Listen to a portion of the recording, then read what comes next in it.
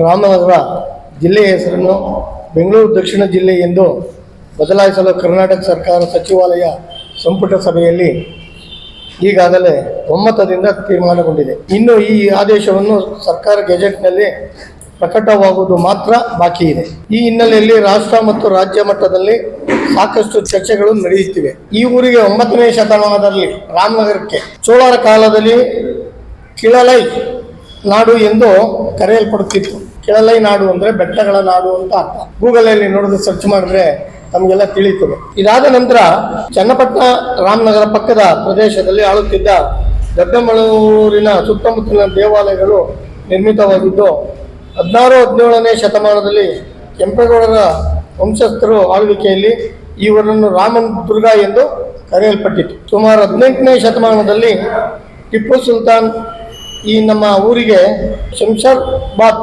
ಎಂದು ಹೆಸರಿಟ್ಟರು, ಶಂಷಾಬಾದ್ ಅಂತ. ಅನಂತರ 19ನೇ ಶತಮಾನದಲ್ಲಿ ಸರ್ ಸ್ಯಾರಿ ಕ್ಲೋಸ್ ಎಂಬ ಆಡಳಿತಗಾರ ಬ್ರಿಟಿಷ್ನ ಅಧಿಕಾರಿಯಾಗಿ ರಾಮನಗರವನ್ನು ಆಳ್ತಿದ್ರು. ಅಂಥ ಸಂದರ್ಭದಲ್ಲಿ ಅವರು ಈ ರಾಮನಗರಕ್ಕೆ ಹೆಚ್ಚಿನ ಸಹಾಯವನ್ನು ಮಾಡ್ತಿದ್ದಂಥವ್ರು. ಅದಕ್ಕೆ ರಾಮನಗರದ ಜನ ಅವರನ್ನು ಕ್ಲೋಸ್ಪೇಟೆ ಅಂತೇಳಿ ಅವ್ರ ಹೆಸರು ಬರೋದಕ್ಕೋಸ್ಕರ ಕ್ಲೋಸ್ಪೇಟೆ ಅಂತ ಈ ರಾಮನಗರಕ್ಕೆ ಕರಿತಿದ್ರು. ಇದಾದ ನಂತರ ತಾವೆಲ್ಲ ಇವಾಗ ನೋಡ್ಬೋದು, ಜೂನಿಯರ್ ಕಾಲೇಜಿನಲ್ಲಿ ಇವತ್ತು ಬೋರ್ಡ್ ಇದೆ, ಹೊರಲಾಕ್ಬಿಟ್ಟಿರ್ಬೋದು ಆ ಬೋರ್ಡ್ನ. ಇವತ್ತು ಇದೆ ಕ್ಲೋಸ್ಪೇಟೆ ಅಂತ. ನಮ್ಮ ರಾಮನಗರ ಬೆಂಗಳೂರು ಗ್ರಾಮಾಂತರ ಜಿಲ್ಲೆಗೆ ಸೇರಲ್ಪಟ್ಟಿತ್ತು. ಬೆಂಗಳೂರು ಜಿಲ್ಲೆಗೆ ಸೇರಲ್ಪಟ್ಟಿತ್ತು. ಅದಾದ ನಂತರ ಇದನ್ನ 8 ತಾಲೂಕುಗಳನ್ನ ತೆಗೆದುಕೊಂಡು ರಾಮನಗರ ಗ್ರಾಮಾಂತರ ಅಂತೇಳಿ ಬೆಂಗಳೂರು ಗ್ರಾಮಾಂತರ ಅಂತ ಮಾಡಿದ್ರು. ಇದಾದ ನಂತರ ಇಲ್ಲಿ ಸುಮಾರು ವರ್ಷಗಳ ನಂತರ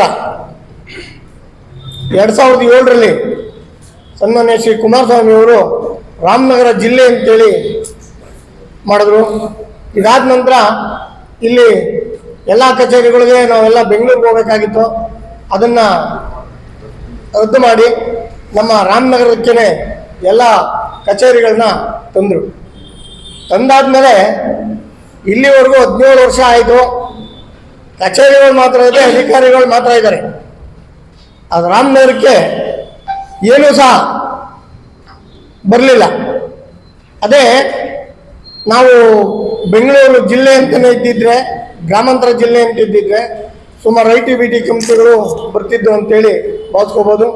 ಈಗ ನಮ್ಮ DK ಶಿವಕುಮಾರಣ್ಣವರು ಇವತ್ತು ನಾನು DCM ಆಗಿದ್ದೀನಿ, ಏನಾದರೂ ಒಂದು ನಾನು ನನ್ನ ಫೀಲ್ಡಲ್ಲಿ ನಾನು ಮಾಡಲೇಬೇಕು ಅನ್ನೋ ಒಂದು ಉದ್ದೇಶದಿಂದ ಬೆಂಗಳೂರು ದಕ್ಷಿಣ ಜಿಲ್ಲೆ ಅಂತೇಳಿ ಮಾಡಿದ್ದಾರೆ. ಇದನ್ನು ನಾವು ಸ್ವಾಗತಿಸಬೇಕು. ಯಾಕೆ ಅಂತ ಹೇಳಿದ್ರೆ ಇವತ್ತು ರಾಮನಗರ ಜಿಲ್ಲೆನೇ ಅಂತ ಹೇಳಿದ್ರೆ ಎಲ್ಲಪ್ಪ ಐತೆ ಅಂತೇಳಿ ವಿದೇಶಗಳವರು ಅವರು ಇವರೆಲ್ಲ ಹುಡುಕಾಡಬೇಕು. ಅದೇ ಬೆಂಗಳೂರು ದಕ್ಷಿಣ ಅಂದರೆ ಸಡನ್ನಾಗೆ ಮ್ಯಾಪಲ್ಲಿ ಗೊತ್ತಾಗ್ತೈತೆ ಕ್ಯಾಪಿಟಲ್ ಸಿಟಿ ಅಂತೇಳಿ. ಇಂಥ ಒಂದು ಅರ್ಥದಲ್ಲಿ DK ಶಿವಕುಮಾರಣ್ಣವರು ಇದನ್ನು ಮಾಡಿದ್ದಾರೆ. ಏನಪ್ಪ ಇವತ್ತು ಬೆಂಗಳೂರು ದಕ್ಷಿಣ ಜಿಲ್ಲೆ ಆಗೋದ್ರೆ ಎಲ್ಲ ಆಫೀಸ್ಗಳು ಹೊರಟೋಯ್ತವೆ, ಅಧಿಕಾರಿಗಳೆಲ್ಲ ಹೊರಟೋಯ್ತಾರೆ, ನಾವು ಬೆಂಗಳೂರಿಗೆ ಹೋಗ್ಬೇಕು ಅಂತೇಳಿ ಅವೆಲ್ಲ ತಮಗೆಲ್ಲ ಸಾರ್ವಜನಿಕರು ಭಾವಿಸ್ಕೊಂಡಿದ್ರು. ಅಲ್ಲ ಸಾರ್ವಜನಿಕರು ಅವ್ರಿಗೆ ತಪ್ಪು ನೀಡಿಕೆಯನ್ನು ನೀಡ್ತಾ ಇದ್ದಾರೆ. ತಾವೆಲ್ಲ ಅವ್ರಿಗೆ ಅರ್ಥ ಮಾಡುವ ರೀತಿಯಲ್ಲಿ ಹೇಳಬೇಕು. ಏಕೆಂದರೆ ರಾಮನಗರ ತಾಲೂಕು ಇದ್ದೇ ಇರ್ತದೆ, ಜಿಲ್ಲಾ ಕೇಂದ್ರವಾಗಿ ರಾಮನಗರ ಇದ್ದೇ ಇರ್ತದೆ. ಆದ್ರಿಂದ ಇದನ್ನ ಯಾರೋ ಕೆಲವರು ಮೂಡೋರು ಅಥವಾ ತಿಳುವಳಿಕೆ ಇಲ್ಲದೆ ಇದ್ದವರು ಬೆಂಗಳೂರು BBMPಗೆ ಸೇರಿಸ್ಬಿಡ್ತಾರೆ, ಬೆಂಗಳೂರು BBMPಗೆ ಸೇರಿಸ್ಬಿಡ್ತಾರೆ. ಅಲ್ಲಿ ಟ್ಯಾಕ್ಸ್ ಬಂದ್ಬಿಡ್ತದೆ, ಅಲ್ಲಿ ರೇಟ್ ಜಾಸ್ತಿ ಆಗೋಯ್ತದೆ, ಇದು ರೇಟ್ ಜಾಸ್ತಿ ಆಗೋಯ್ತದೆ ಅಂತಾರೆ. ಯಾವುದೇ ಕಾರಣಕ್ಕೂ ಅಲ್ಲ. DK ಶಿವಕುಮಾರ್ ಸಾಹೇಬರು ನಮ್ಮ ರಾಮನಗರವನ್ನು ಏನಿವತ್ತು 4 ತಾಲೂಕು ಇದ್ದದನ್ನ 5 ತಾಲೂಕಾಗಿದೆ. ಇದು ಒಂದು ಒಳ್ಳೆಯ IT-BT ಕಂಪ್ನಿಗಳನ್ನ ಇಲ್ಲಿ ತರಬೇಕು ಅನ್ನೋ ಒಂದು ದೃಷ್ಟಿಯಿಂದ ಬೆಂಗಳೂರು ದಕ್ಷಿಣ ಜಿಲ್ಲೆ ಅಂತ ಮಾಡಿದ್ದಾರೆ. ಯಾವುದೇ ರೀತಿಯಾದ ಅಧಿಕಾರಿಗಳು ಇಲ್ಲಿಂದ ಎಲ್ಲೂ ಹೋಗಲ್ಲ, ಎಲ್ಲ ಇಲಾಖೆಗಳು ಇಲ್ಲೇ ಇರ್ತದೆ, ಎಲ್ಲ ಅಧಿಕಾರಿಗಳು ಇಲ್ಲೇ ಇರ್ತಾರೆ. ಮೊದಲಂಗೆ ರಾಮನಗರವೇ ಕೇಂದ್ರವಾಗಿ ಇರ್ತದೆ. ಅದು ರಾಮನಗರ ಜಿಲ್ಲೆ ಅಂತಿರಲ್ಲ, ಬೆಂಗಳೂರು ದಕ್ಷಿಣ ಜಿಲ್ಲೆ ಅಂತ ಇರ್ತದೆ. ಅದೊಂದು ಹೊಡೆದ್ಬಿಟ್ರೆ ಬಾಕಿ ಅವ್ರು ಹೇಳ್ಬೋದು, ಅಯ್ಯೋ ನನ್ನ ಐಡೆಂಟಿ ಕಾರ್ಡು, ನನ್ನ ರೇಷನ್ ಕಾರ್ಡು, ನನ್ನ ಪಾಣಿ ಅಂತ. ಅದೆಲ್ಲಾನು ಏನೇನು ಮಾಡಬೇಕು ಸರ್ಕಾರ ಅದನ್ನ ಮಾಡ್ತದೆ. ಸಾರ್ವಜನಿಕರಿಗೆ ಅನುಕೂಲ ಆಗುವಂತ ರೀತಿಯಲ್ಲಿ ಇದನ್ನ ಮಾಡಿಕೊಡ್ತಾರೆ. ಅಲ್ಲಲ್ಲ, ಸರ್ಕಾರದಲ್ಲಿ ಅದ ಮಾಡ್ಕೊಂಡ್ರು, ಸರ್ಕಾರದಲ್ಲಿ ಬೆಂಗಳೂರಲ್ಲಿ ಮೀಟಿಂಗ್ ಮಾಡೋರೆ, ಅವರೆಲ್ಲ ಮಾಡ್ಕೊಂಡಿದ್ದಾರೆ. ಆ ಒಂದು ದೃಷ್ಟಿಯಿಂದ ತಾವೆಲ್ಲ ಸಹಕಾರ ನೀಡಬೇಕು ಅಂತೇಳಿ ಕೇಳ್ಕೊತೀನಿ. ರಾಮನಗರ ಬೆಂಗಳೂರು ದಕ್ಷಿಣ ಜಿಲ್ಲೆ ಆದ್ಮೇಲೆ ಅಭಿವೃದ್ಧಿ ಆಗ್ತದೆ, ನಮ್ಮ ಜೀವನ ಮಟ್ಟ, ಜನಗಳ ಜೀವನ ಸುಧಾರಣೆ ಆಗ್ತದೆ, ಮತ್ತೆ ಅಂತಾರಾಷ್ಟ್ರೀಯ ಮಟ್ಟದಲ್ಲಿ ನಮ್ಮ ಹೆಸರು ಇರ್ತದೆ ಅಂತ ಉದ್ದೇಶ ಮಾಡಿದ್ದಾರೆ. ಬೆಂಗಳೂರು ಬೆಳೆದಂತೆ ಬೆಂಗಳೂರು ನಗರ ಜಿಲ್ಲೆ, ಬೆಂಗಳೂರು ಗ್ರಾಮಾಂತರ ಜಿಲ್ಲೆ ಅಂತ ಆಯಿತು. ಕುಮಾರಸ್ವಾಮಿ ಅವರು 2007ರಲ್ಲಿ ಬಂದಾಗ ಇದನ್ನು ರಾಮನಗರ ಜಿಲ್ಲೆ ಅಂತೇಳಿ ಮಾಡಿದ್ರು. ಸಂತೋಷ.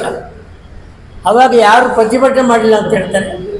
ನಾನು ಇಲ್ಲಿ ಸಭೆಯನ್ನು ಕರೆದು ಇಲ್ಲಿ ಅದನ್ನು ಪ್ರತಿಭಟಿಸಿ ವೈದ್ಯೂರು ವೃತ್ತದವರೆಗೆ ಹೋಗಿ ಪ್ರತಿಭಟನೆ ಹೇಳಿ, ಇಲ್ಲ ಇದು ಮಾಡಿ ಸರಿ ಇಲ್ಲ, ನಮ್ಮನ್ನು ಬೆಂಗಳೂರಿನ ಹೊರಗಾಕದ್ದು ನಮಗೆ ಭಾಳ ನೋವಾಗ್ತದೆ. ಬಹುಶಃ ಮುಂದೊಂದು ದಿನ ನಮ್ಮ ಸರ್ಕಾರ ಬಂದಾಗ ನಾವು ಖಂಡಿತ ಇದನ್ನು ಬೆಂಗಳೂರು ದಕ್ಷಿಣ ಜಿಲ್ಲೆ, ಅವತ್ತು ನಾನು ಅದೇ ಹೇಳಿದೆ, ಬೆಂಗಳೂರು ದಕ್ಷಿಣ ಜಿಲ್ಲೆ ಅಂತೇಳಿ ನಾವು ಮಾಡ್ತೀವಿ ಅಂತೇಳಿ. ಇಲ್ಲಿ ಅದು ಇವತ್ತು ಅದು ಅನುಷ್ಠಾನಕ್ಕೆ ಬಂದಿದೆ. ಇಲ್ಲಿ ಸ್ವಾಮಿ ರಾಮನಗರ, ರಾಮನ ನಗರ ಅಂತಕ್ಕಂಥ ಭಾವನಾತ್ಮಕ ವಿಷಯವನ್ನು ಜನರು ಮುಂದಿಡ್ತಾ ಇದ್ದಾರೆ. ಈ ಭಾವನಾತ್ಮಕ ವಿಷಯಕ್ಕೆ, ರಾಮನ ವಿಚಾರಕ್ಕೆ, ದೇವರ ವಿಚಾರಕ್ಕೆ ಸಾಮಾನ್ಯವಾಗಿ ಈ ಹಿಂದೂ ಜನಾಂಗ ಭಾಳ ಬೇಗ ಆಕರ್ಷಿತಾಗ್ತಕ್ಕಂಥದ್ದು ಕಟು ಸತ್ಯವಾದಂಥ. ಇಲ್ಲಿ ರಾಮನಿಗೆ ಅವಮಾನವಾಗಲಿ ಅಂತಾಗಲಿ,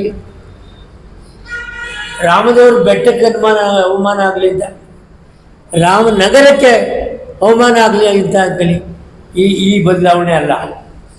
ರಾಮನಗರವೂ ಇರುತ್ತೆ, ರಾಮದೇವರು ಬೆಟ್ಟವೂ ಇರುತ್ತೆ, ರಾಮನೂ ಇರ್ತಾನೆ, ಎಲ್ಲ ಕಡೆಯೂ ರಾಮ ಇದ್ದಾರೆ. ರಾಮನ ಹೆಸರನ್ನು ಅಳಿಸಾಕೋದಕ್ಕೆ ಯಾವ ಸರ್ಕಾರದಿಂದಲೂ ಸಾಧ್ಯವಾಗುತ್ತೆ. ರಾಮನಗರ ಒಂದು ಕಣ್ಣು ಅಂದರು, ಚನ್ನಪಟ್ಟಣ ಎರಡನೇ ಕಣ್ಣು ಅಂದರು, 2 ಕಣ್ಣು ಆಯಿತು. ಮಂಡ್ಯಕ್ಕೊಂದಲೇ ರಾಮನಗರವೇ ಇಲ್ಲ, ಹೊರೋಯ್ತು ರಾಮನಗರ. ಯಾವುದೂ ನಿಂತ ನೀರಲ್ಲ. ಯಾರು ಊಹೆ ಮಾಡಿದಂಗೆ ರಾಜಕೀಯದ ಬೆಳವಣಿಗೆ ಆಗೋಲ್ಲ. ನಾವು ಊಹೆ ಮಾಡೋದೇ ಒಂದು, ರಾಜಕೀಯದ ಬೆಳವಣಿಗೆ ಆಗೋದೇ ಒಂದು.